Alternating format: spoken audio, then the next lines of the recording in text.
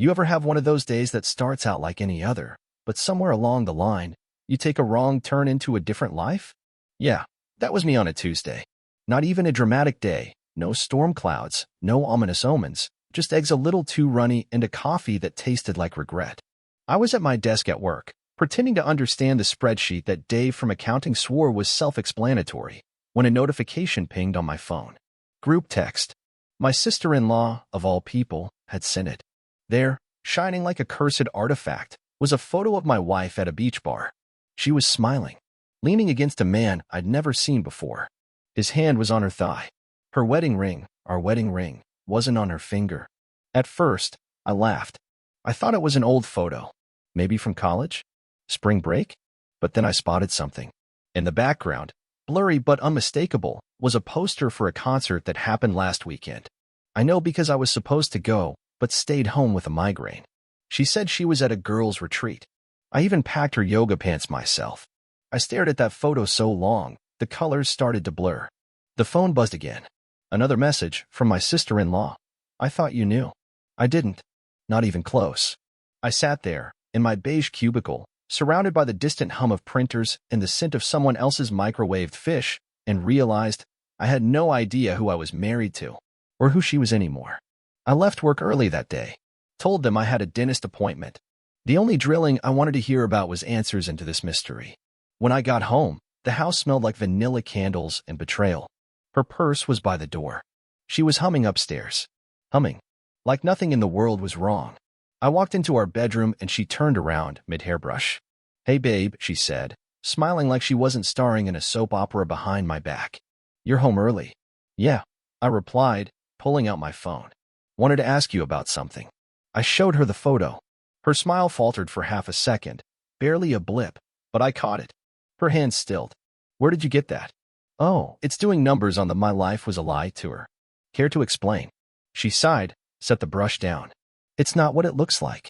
And just like that, I knew it was exactly what it looked like.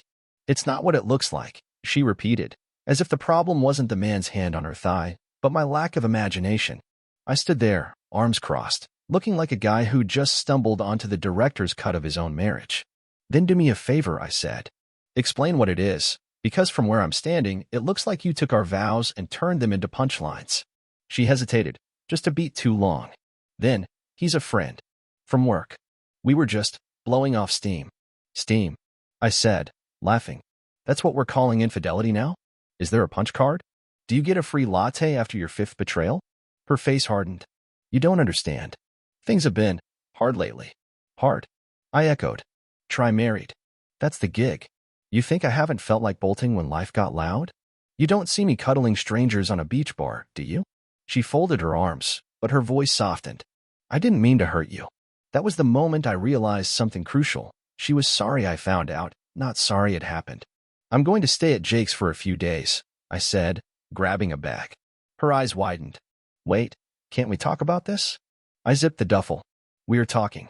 This is me talking. I need space. You apparently needed it too.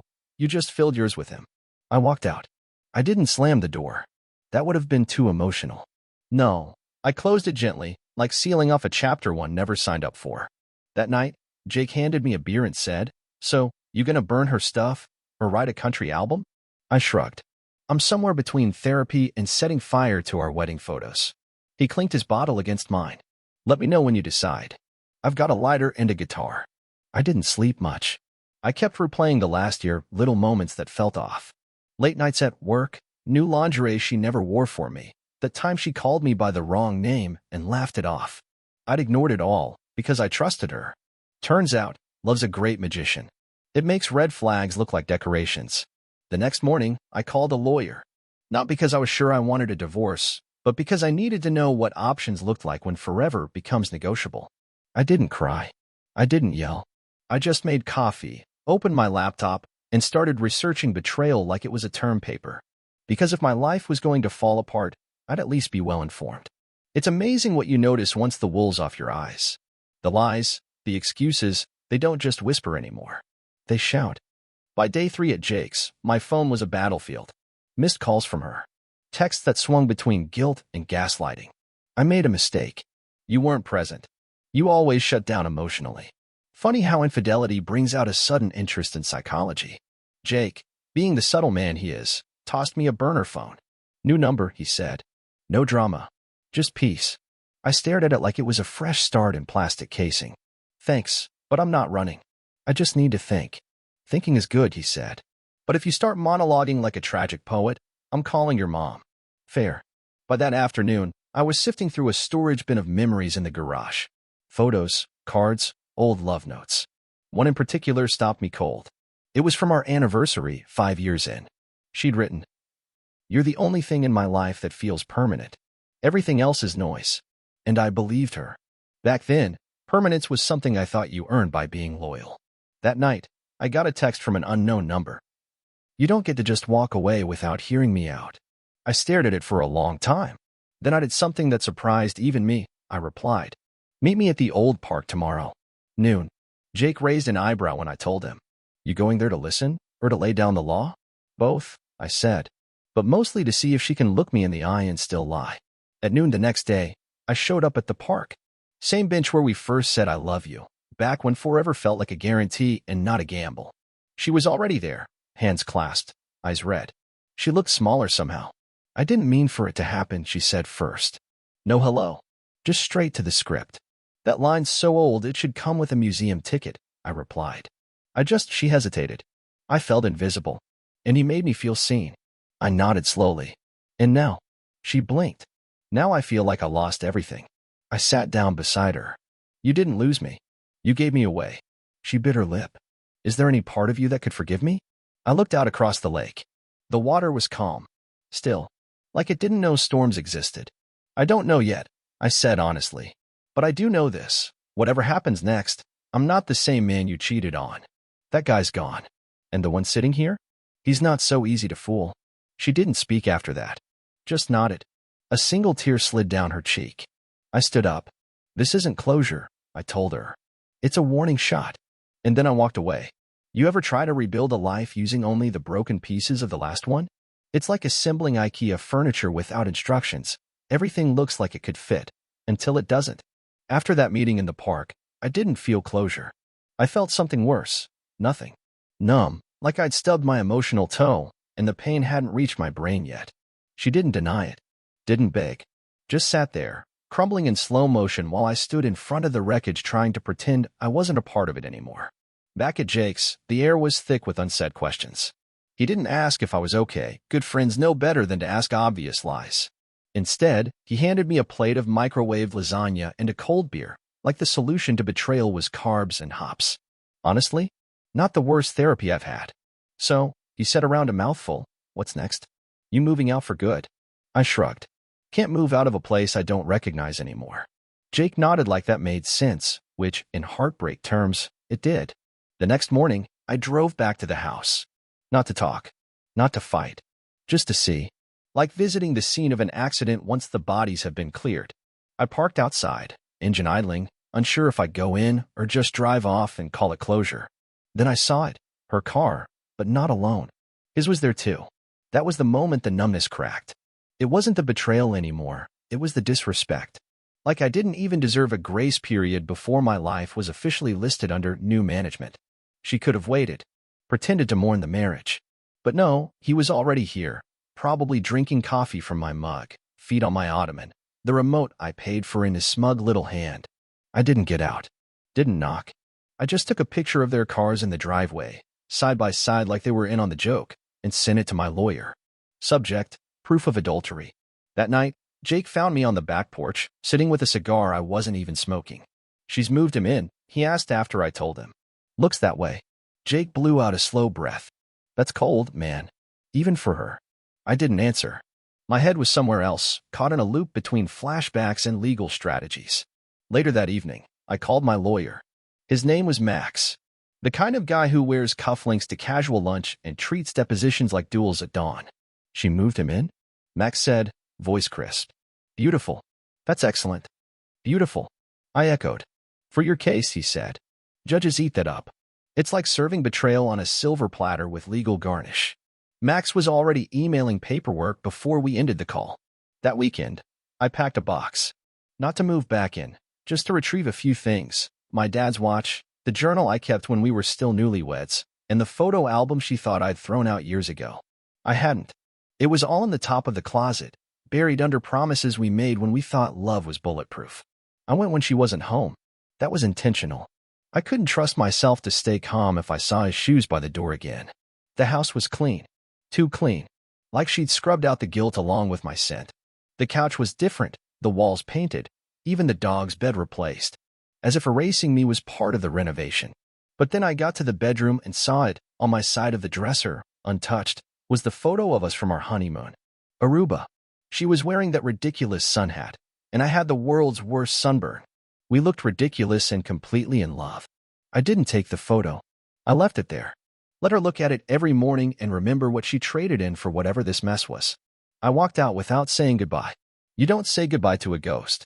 You just leave the lights off and lock the door behind you. 3 days later, she called. I let it ring. Then it rang again. And again. Finally, I answered, not because I wanted to hear her voice, but because silence had stopped being therapeutic and started sounding like cowardice. I didn't know you were coming by, she said. You should have told me. I didn't come to talk. I came for what's mine. A pause. Then, so that's it. You're done. You moved him in while my side of the bed was still warm, I said. You answered that question, not me. Silence. Then the sound of her breath, shaky and thin. I didn't mean for it to go this far. I laughed. Not bitter. Not angry. Just done. Life's funny that way, I said. We never mean for the explosion. We just keep lighting matches until something catches. I hung up. Later that night, Jake and I sat in silence watching some late-night documentary about sharks. Want to talk about it? He asked. No, I replied. But I think I know what I'm going to do next. He turned down the volume. Oh yeah. Yeah, I said, eyes fixed on the screen. I'm going to make sure this hurts. There's a moment, right after betrayal settles into your bones, where grief shifts into strategy. The tears dry. The hands stop shaking. And what's left isn't sadness, it's clarity. Cold, clinical, and razor-sharp. It was in that exact state I found myself sitting at the kitchen table, Jake's place quiet except for the soft hum of the refrigerator and the occasional distant bark from the neighbor's dog. A notepad sat in front of me, blank, its top corner bent like it was bracing for whatever I was about to write. At the top, I scrawled in all caps, what she cares about. Not what she loves. Not what we used to share. No, I needed to know what she'd miss. Because if I couldn't make her regret cheating on me, I'd at least make her regret underestimating me. Her weaknesses were clear. Reputation. She loved being the social butterfly. PDA queen. Instagram perfectionist. She curated her life like a Pinterest board, one that now included a side of public shame. Money. She didn't grow up with much. Our comfortable life was a reward for her ambition, or at least her marriage to mine. Control. Every birthday, every dinner party, every vacation, she planned it all. Chaos wasn't her friend. She needed to be the one steering the wheel. I circled control twice. Step 1. Take it from her. I called Max the lawyer the next day. I want everything legal locked and loaded. File immediately. Freeze the joint accounts. And pull her phone records. I want to know if this affair started before or after she booked that girls' spa weekend. Max didn't ask why. That's the benefit of hiring someone whose conscience takes long lunches. Got it, he said. You're going nuclear? I didn't hesitate. I'm not out for revenge, Max. I'm out for the truth with receipts. That afternoon, I texted her from my new number. Not to argue. Not to warn. Just one message. You'll be hearing from my attorney. Be ready. No response. Perfect. The next few days were quiet on the outside but busy beneath the surface. I started making calls. Subtle, polite ones to mutual friends, business contacts, even the woman who ran the community volunteer newsletter she used to appear in so often. Oh, I didn't realize you two had split, one of them said, almost casually. Yeah, I replied, voice even. Turns out she needed more stimulation. Found it with someone who wasn't me. The gossip cycle ignited like dry grass in summer. I didn't have to exaggerate. I just let her truth do the damage. Let her reputation take the same punch to the gut she delivered to our marriage. Jake caught wind of it within a day. You sure you want to do it this way? He asked. Feels like a slow burn. That's the point, I replied. Slow burns leave longer scars. Meanwhile, I kept a low profile. Posted nothing on social media. Went to work. Smiled politely at meetings. Kept my head down and my jaw set. The best revenge is not happiness. It's composure. A week later, her lawyer called Max. Apparently, she was emotionally distraught, felt ambushed, and was open to negotiating terms. That last part was key. "She's scared," Max said. "You've got leverage. Want to use it?" I didn't even blink. Yes. We scheduled a formal sit-down. Not to reconcile. To finalize. It was held in a quiet office downtown, sunlight pouring in like it didn't know it was lighting up the ruins of a marriage. She looked different. Not broken, but smaller. Deflated. Like someone had pricked the balloon of her fantasy life, and now she was breathing in the real air again. "Hello," she said softly. I nodded. "Let's get this over with." The lawyers talked.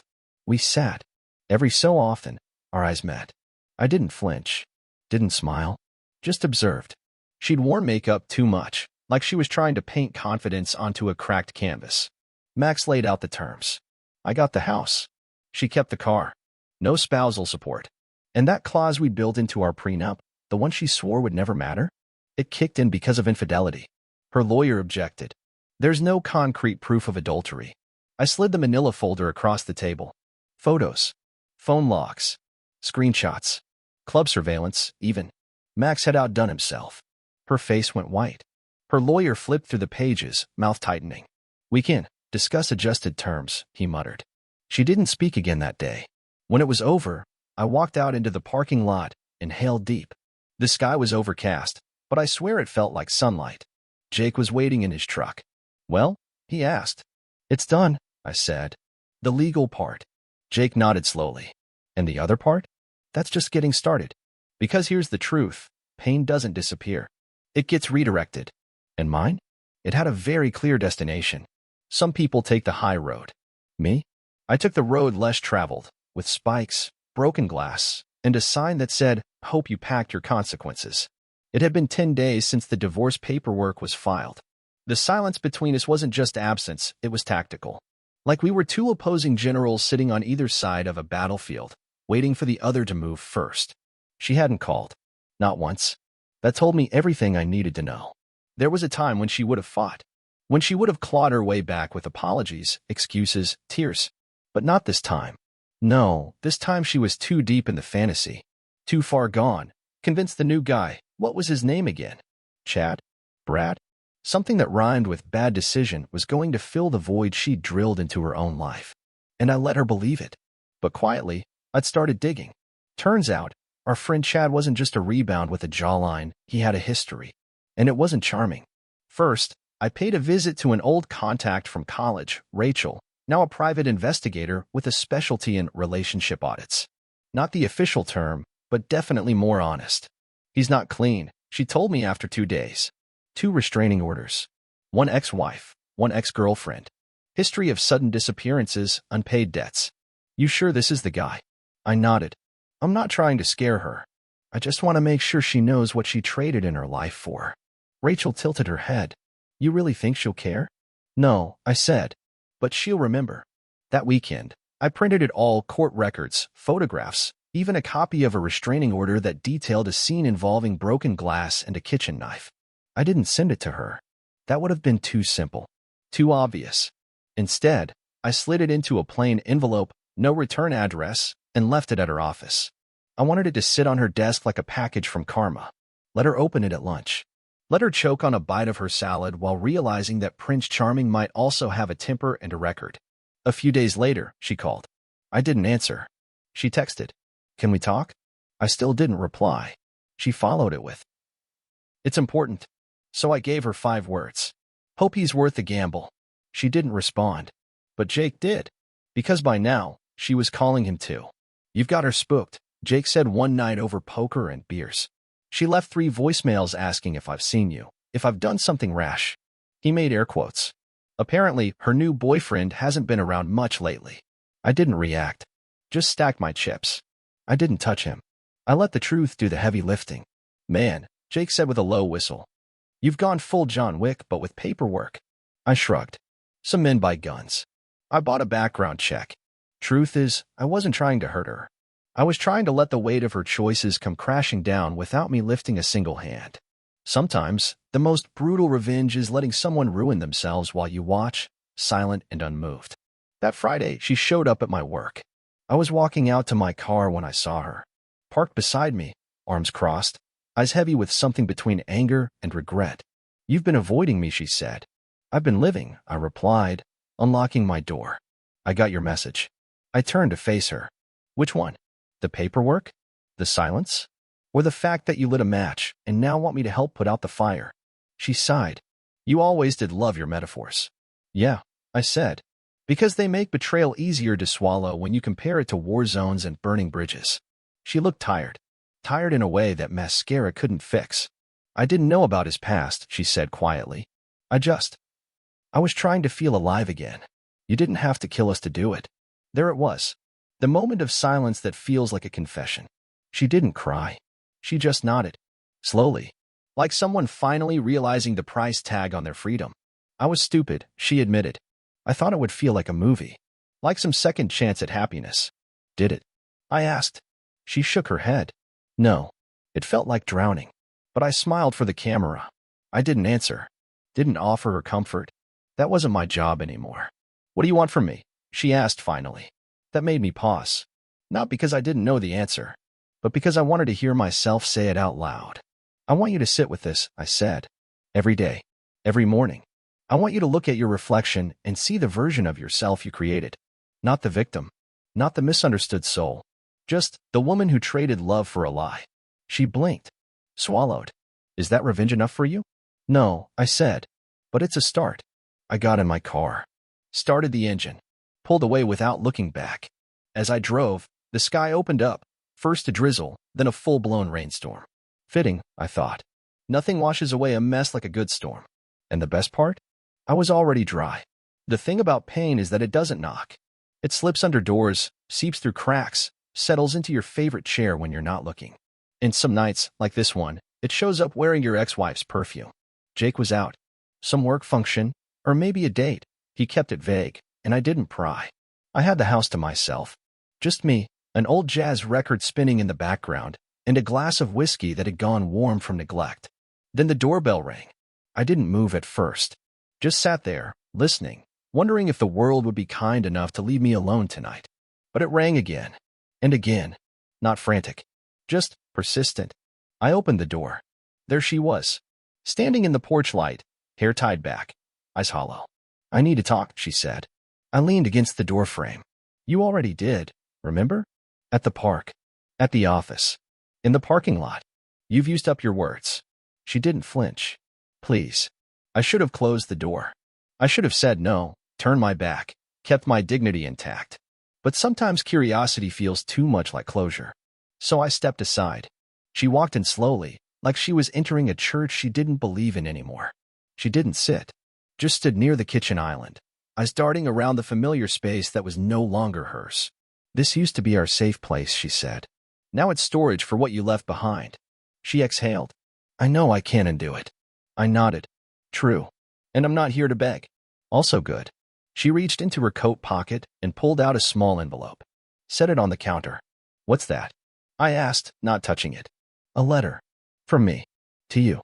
I wrote it weeks ago but didn't send it. I thought maybe if I spoke to you first, it'd come out better. But I realize something every time I talk. I make it worse." I kept my arms crossed. "You say that like I owe you forgiveness." She shook her head. "You don't. That's the point." There was a pause. Just long enough for the room to feel crowded with the weight of everything unsaid. "I'm leaving," she said finally. "Here?" I asked, confused. "No. Town. The state. I got a job offer out west. New start. Clean slate. No Chad." I raised an eyebrow. "You two broke up?" She nodded. "He's not who I thought he was." "I could have told you that." "You did," she said. "Just not in words." Silence again. Only the faint scratch of the record filling the space. "Why tell me this?" I asked. "Why now?"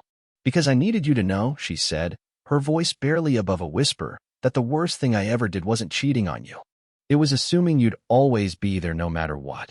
That hit harder than I expected. Not because I believed it, but because she finally said something real. I said. "Until you weren't." She blinked, lips parting, but no words followed. I looked down at the envelope. Still untouched. Still waiting. "What's in the letter?"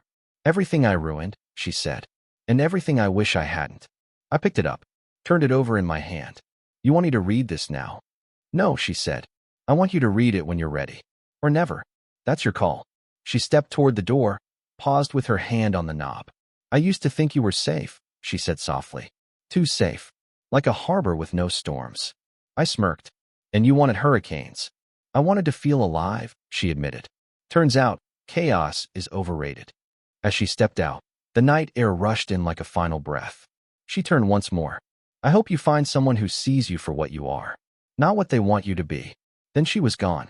I stood in the doorway for a while, envelope in hand, heart somewhere between relief and ache.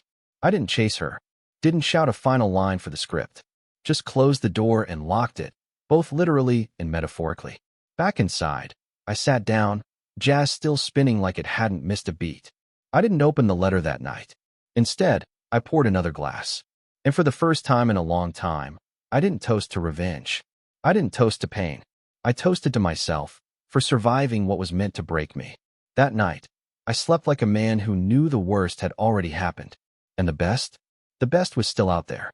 I didn't open her letter for weeks. Not because I was scared of what it said, but because I wasn't sure I needed it. Her words were like ashes after the fire, meaningless when the house was already gone. Instead, I threw myself into rebuilding. Not revenge, not obsession, just life. The real, quiet kind. I fixed up my place, picked up woodworking again, and joined a gym that didn't smell like broken resolutions. I even started saying yes to small things. Coffee with coworkers, poker night with Jake's friends, a hiking group on Sundays. I wasn't moving on. I was just moving. Then, one quiet morning, I woke up and knew. Today's the day. I opened the letter like I was disarming a bomb. If you're reading this, I've already left. And if you've made it this far, I hope that means you've found peace, or at least something close to it. I don't expect forgiveness. I'm not even sure I deserve understanding. But I do owe you honesty. It wasn't just an apology. It was a confession. About the emptiness she felt. About the way she sabotaged love because it scared her more than loneliness. About Chad, and how quickly he unraveled when she gave him the keys to the castle. I thought I was choosing freedom, but I was just picking a different kind of prison. One without walls, but full of regret. She ended with something that stuck. You were never boring. You were safe. And safe was the bravest thing I'd ever had. I just didn't realize it in time. I folded the letter. Didn't cry. Didn't smile. I just breathed. Months passed. The air got colder, leaves started falling, and with them went the last pieces of my old life. One day, while clearing out my garage, I found our wedding photo tucked in a dusty box. Us on the beach. Young. Invincible. I looked at it like a stranger. Jake stopped by that night with pizza and his usual tactless wisdom. You gonna frame that thing or toss it in the fire pit? I held the photo. Thought about it. I think I'll keep it, I said. Not for the memory. For the reminder. Reminder of what? He asked. That I made it out. And I'm not going back. Jake nodded. Fair enough. That weekend, I got a message from her. Just one. I saw the letter made it to you. Thank you for reading it. I'm sorry again. Truly. I typed, deleted, retyped. Then I sent.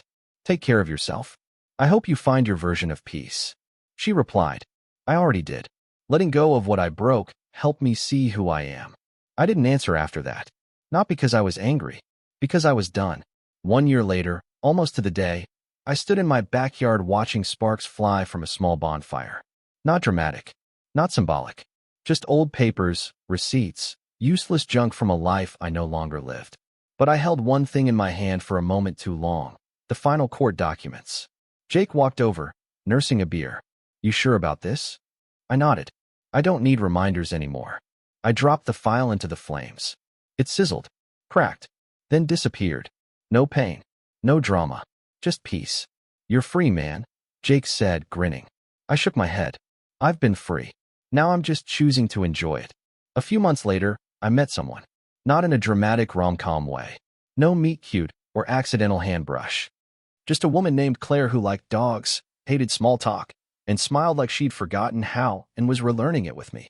And this time, I didn't need to hold on with both hands. I just walked beside her. Because I knew now, real love doesn't demand a performance. It just stays. Quiet. Honest. Unbreakable. Like I had become.